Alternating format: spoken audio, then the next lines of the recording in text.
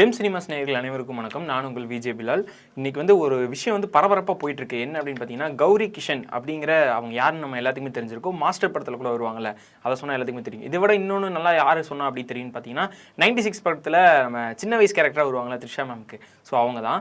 அவங்கள வச்சு சில பல ஒரு பிரச்சனை வந்து இப்போது சோஷியல் மீடியாவில் வந்து பரவலாக போயிட்டு இருக்கு. என்ன அப்படின்னு பார்த்தீங்கன்னா, அவங்க ரீசெண்டாக நடித்து வெளியே வந்திருக்க அதர்ஸ் இந்த படத்துடைய அதாவது ப்ரீலீஸ் ஈவெண்ட் அந்த மாதிரி வச்சு நடத்தி இருக்கும்போது அதுக்கு முன்னாடி நடந்த ஈவெண்ட்லையும் கூட ப்ரெஸ் மீட் வச்சிருந்தப்போ என்ன சொல்லி கேட்டிருக்காங்க அப்படின்னு பார்த்தீங்கன்னா, ஹீரோ வந்து ஹீரோயினை வந்து தூக்குறாங்க, அவங்க வந்து எவ்வளோ வெயிட்டில் இருந்தாங்க அப்படிங்கிற மாதிரி கொஸ்டின்லாம் வந்து கீழே வந்து கேட்டிருக்கிறாங்க.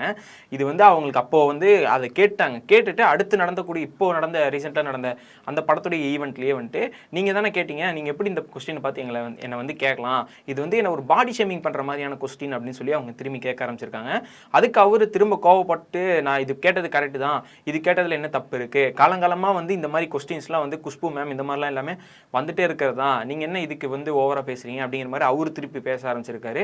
இவங்களுமே மேம் இந்த மேமே என்ன பண்ணியிருக்காங்க அப்படின்னு பார்த்தீங்கன்னா, அவங்களும் விட்டு கொடுக்காம கடுப்பாகி திரும்ப பேச ஆரம்பிச்சிருக்காங்க. நீங்கள் எப்படி இது பேசலாம், இது தப்பு தான், பாடி ஷேமிங் பண்ணுறது தப்பு தான், இதை போய் ஹீரோ கிட்ட கேட்பீங்களா இந்த மாதிரி, நான் இதுக்கெலாம் வந்து சாரிலாம் கேட்க மாட்டேன், நீங்கள் என்ன ஸ்டூபித்தனமாக கொஸ்டின் கேட்குறீங்க அப்படிங்கிற மாதிரிலாம் கேட்க ஆரம்பிச்சிருக்காங்க. சரி மேம், இது இவங்க கேட்டதை தப்பு இருக்கா சரியா இருக்கா அப்படிங்கிறது வந்து இவங்க பக்கம் பார்க்கும்போதும் ரைட்டுன்னு தான் தோணுது. ஏன்னா இந்த மாதிரி கொஸ்டின் வந்து ஒருத்தவங்க கேட்குதும் அப்படிங்கும் போது வந்து அது பாடி ஷேமிங் பண்ணுற மாதிரி தான் இருக்கும். இதுக்கு எல்லாரும் நிறைய ஆக்டர்ஸ் எல்லாமே வந்து சப்போர்ட் பண்ணிட்டு வந்துருக்காங்க. நம்ம கவினா இருக்கட்டும், அவருமே வந்து இன்ஸ்டா ஸ்டோரியில் வந்து ரொம்ப போல்டாக பேசுனீங்க, இதே மாதிரி எப்போவுமே இருங்க, உங்களை இடத்த வந்து இந்த மாதிரி எந்த இடத்துலையுமே வந்து விட்டு கொடுத்துறாதீங்க அப்படிங்கிற மாதிரி அவருமே வந்து சப்போர்ட் பண்ணியிருக்காரு. இவங்க மட்டும் இல்லாமல் சின்மை இருக்காங்கல்ல, ஸோ அவங்களுமே வந்து இவங்களுக்கு வந்து சப்போர்ட் பண்ணியிருக்காங்க.